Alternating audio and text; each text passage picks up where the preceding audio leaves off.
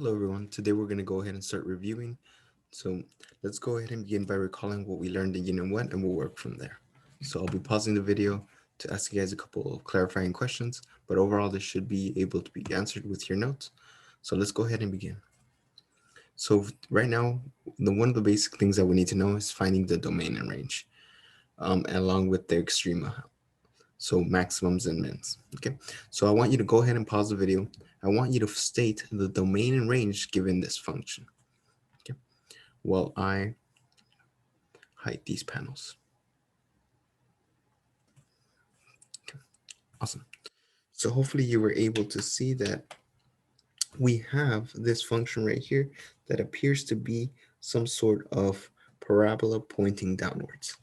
Okay, so domain was how far left, how far right this function goes. So we can see that the farthest left in the x-axis is this -2. Keep in mind there's a solid dot, so I'm going to go ahead and put a bracket, -2. And the farthest right this function goes is to this value of 3. Keep in mind this value is open, there is a hole, so this has to have a parentheses. How about the range? So for the range, it's the lowest we can go, and we saw that the lowest is this -5 and the highest is this 4. So the lowest it can go is -5 and the highest it can go is 4. Keep in mind the 5, there's an open value, there's a hole, so it has to have a parentheses just like the 3 we had in the domain, and the highest it can go is this value of 4 for my y's. Okay, so that one has to have a bracket. Okay, now extrema, this right here, we're going to go ahead and look. What is the location of this absolute max or min? So we're going to see that from here it increased and here it decreased. So that must mean there's a value here where x is equal to 0, where we have an absolute max where x is equal to 0, or we can say the point 0 and 4 in height. Okay, awesome. Let's go to the next example. Now, what I want you to look here, the first thing is when we're given a function, always find out, hey, let's see what characteristics we can find. So I like to go ahead and pretend these functions are like little roller coasters. So this right here is the little roller coaster, and like a little happy dude right here. So we can go ahead and see that this function right here increases, right? Because it's going up to some point A, and then it starts decreasing on this function. And then point B, it changes, it goes back to increasing, right? All of this right here is increasing. And then from C all the way to infinity, it starts decreasing. All of this right here is decreasing because the function is going downwards. Okay, so let's go ahead and see what we have. So the first thing we want to go ahead and see is this function bounded? Now, what we need by bounded means a restriction. So we're going to go ahead and look at the end behavior, and we're going to see the y's, right? The y's here are pointing down, meaning no matter what I do, the function is going to continue going down. So my question to you, is this function bounded? If so, is it bounded above, bounded below, or not bounded? So hopefully you're able to see that, hey, no matter what I do, this function will go ahead and continue to negative infinity. So it is not bounded below. However, if we look at the top, I could draw a line right here, and the highest this function can go is at this point A. So it is bounded above. Bounded above, yes, this is true. Okay. Whenever a function is bounded, you have extrema. Okay. So I want you to go ahead and look at this right here. We have an increase and decrease. So let me go ahead and change my pen. And I want you to tell me, hey, is this going to be an absolute max or an absolute min, or just a max or a min? So we have that this right here is increasing and this right here is decreasing. So this right here is a max at x equals this value right here at x equals 3. -3, sorry. Okay. Now, is this an absolute max or just a max, a local max? Hopefully you see that this is the highest this graph goes, so this is an absolute max. Now, how about this part B? What would this be? Would this be a min, a max, an absolute min? What would this extrema be? Hopefully you're able to see that this is a minimum for sure, but is it an absolute min? Well, no, it's not, because this graph goes way lower on these y's, okay? How about C? Is this an absolute max or a local max? Hopefully you're able to see that this is a local maximum. Sorry about that. Okay. So we're going to go ahead and continue to see this. This only has one absolute minimum. Well, in this case, it does not. It only had a local minimum. The relative local min was located at x equals b, and that is also true. Okay, so I tried to make this into a word problem, but hopefully you're able to see some of this. Before I go, I want to go ahead and ask some more. What is an interval where the function f of x is increasing? Well, let's look at it. I'm going to go ahead and highlight it, and we get to see that it is increasing all the way from negative infinity, right? We're talking about x's only, all the way to a. And then it's increasing from b all the way to c. So let's go ahead and write that.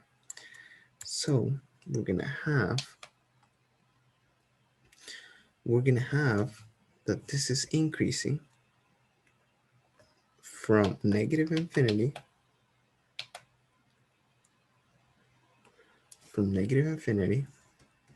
right? We're only talking about the x-axis, from negative infinity all the way to this value of -3. And it's also increasing from this value, which we're not too sure, but it's probably b.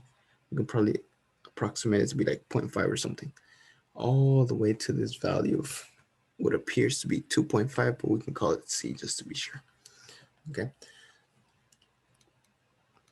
All right, the next thing that we're going to go ahead and see is composition of functions. Something I need you to go ahead and write down on your notes is that they might ask you like so. They might ask you with any of these two forms, this one or this one. Just know that they mean the same thing.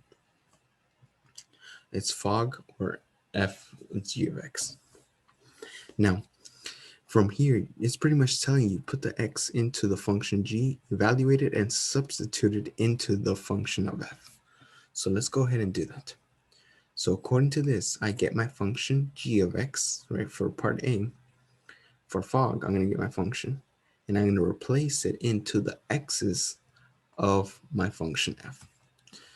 So we're going to go ahead and substitute. Let me go ahead and write f as a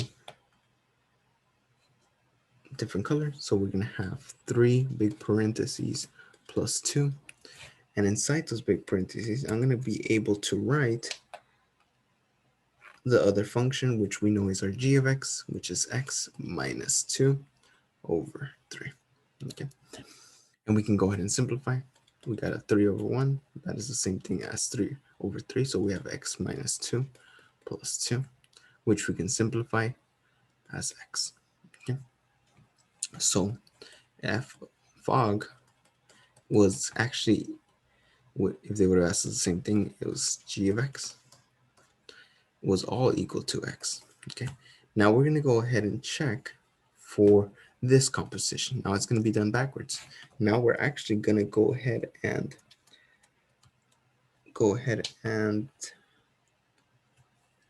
substitute our function f into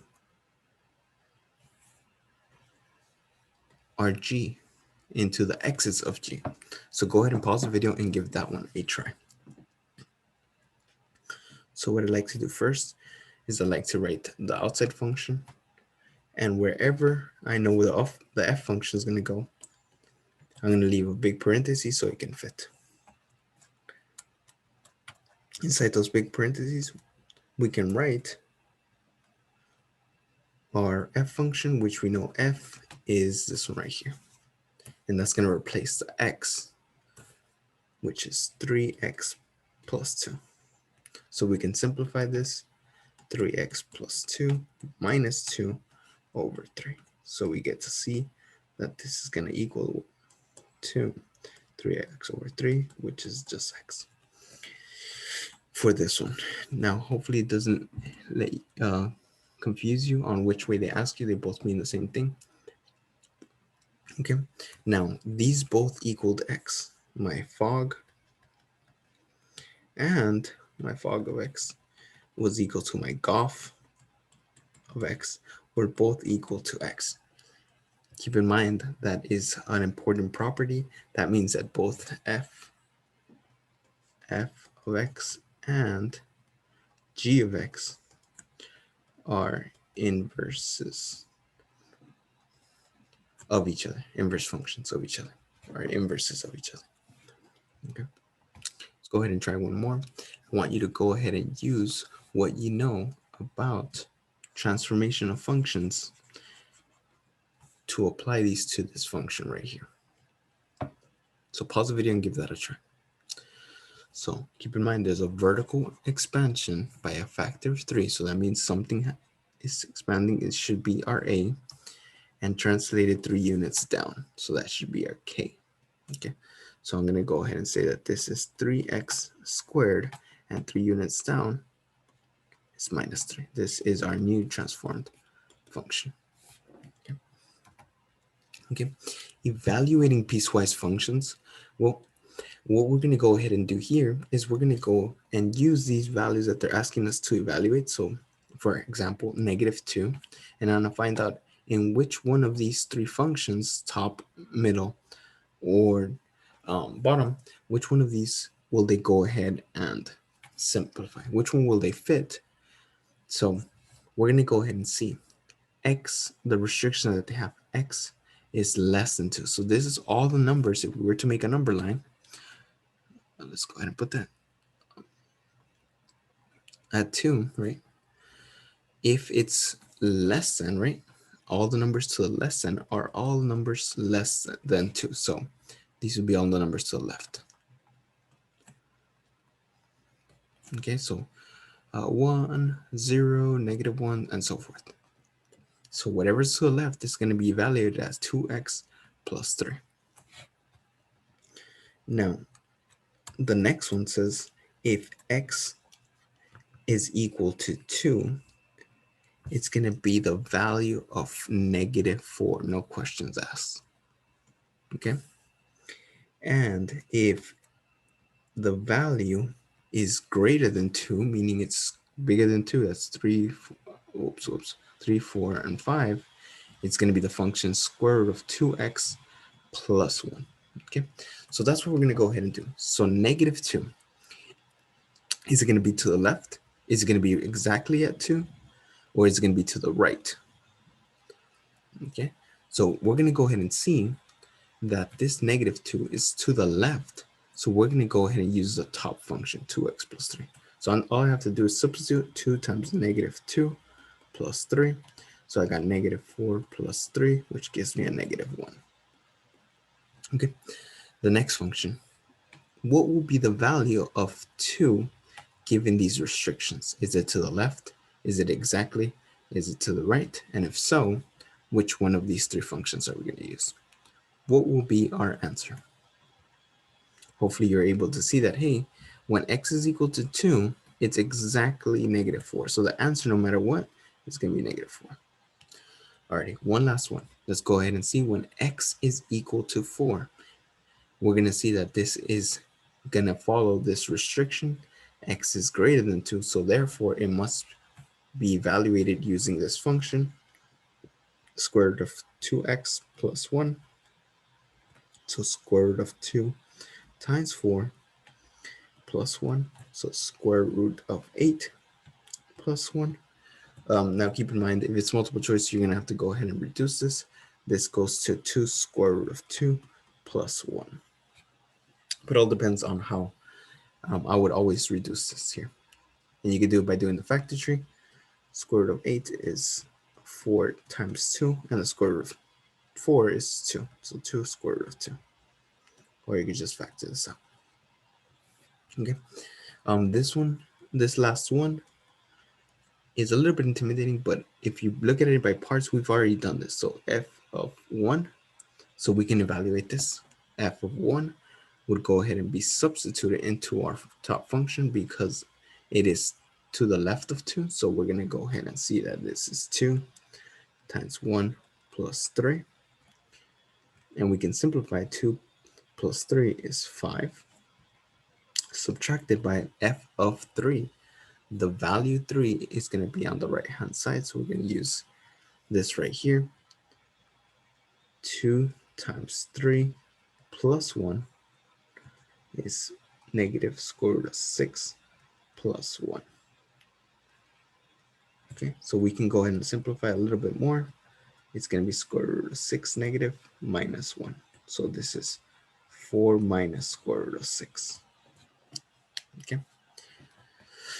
One last one. We're going to go ahead and see if we can do this as much as possible with our knowledge of parent functions. But we have x squared plus 4. So what parent function does this remind you of? Hopefully it reminds you that x squared is a parabola. So from negative 5 to negative 1, this should be a parabola looking graph. Okay, this right here, the absolute value, this one is from negative 1 to 3. It is a V-shaped graph, a linear graph, all positive, and a 3. What parent function does that remind you of? Well, hopefully that reminds you of a linear. So this is going to be a straight horizontal line. So let's go ahead and we have two choices here. We can go ahead and plot a graph of x's and y's.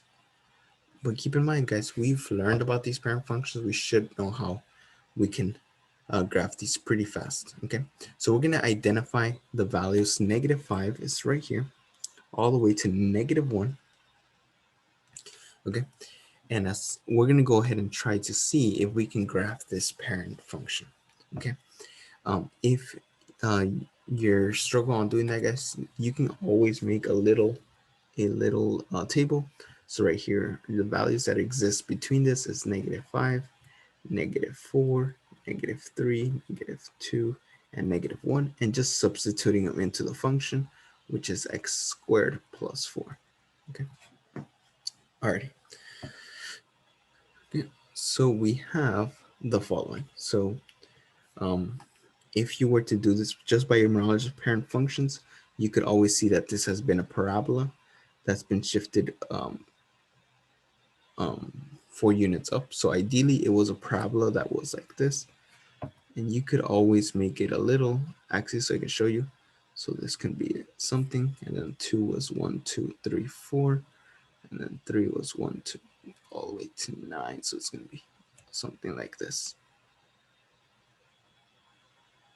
Okay, and we would just have to erase the parts that we don't need. So it's like that. Now keep in mind, this at 1, we don't know what the function is because it has the little Pac-Man is open.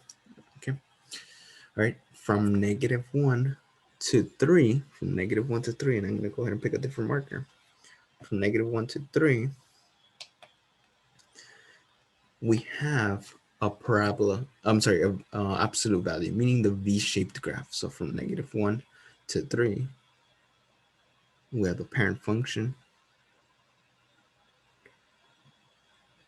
And keep in mind, this one at negative 1 has the bar, so it's going to be a solid dot. And it's going to always be increasing by a factor of 1 since it's linear. And keep in mind, the 3 is open, so I'm going to leave it open right here. So I'm going to go ahead and see that this is my linear function. Okay. Alrighty. And last but not least, we have 3. Don't let this intimidate you. This is telling you that no matter what value it is between 3 and 8, so 3 and 8, it's going to be always 3. So no matter what it is, so this is actually filled in our little dot for all of these right here, all these values. So at 5, it's a height of 3. At 6, it's a height of 3. At 7, it's a height of 3. At 8, it's a height of 3. And keep in mind, and all those numbers in between, it is also a height of 3. Sorry, I lied to you. 8. 8 is open. Sorry. At 8, we don't know what it is. So I'm going to leave it open. Sorry about that. Okay. So this was graphing a piecewise function. You can either do your little table and substitute the -1 into here and be like, oh, 1, that's so 5, and so forth. And get your values right here. Okay, just be very careful. If you see the inequality sign greater than or equal to with a bar, that means the dot is solid. If you see the inequality sign, whoops, if you see the inequality sign that is just like that, it should be left as an open dot. Okay. Hopefully this was a friendly reminder of what we have seen in Unit 1. If not, please join my office hours. And I hope to see you guys and answer some of you guys' questions. And I hope they helped. Thank you and bye-bye.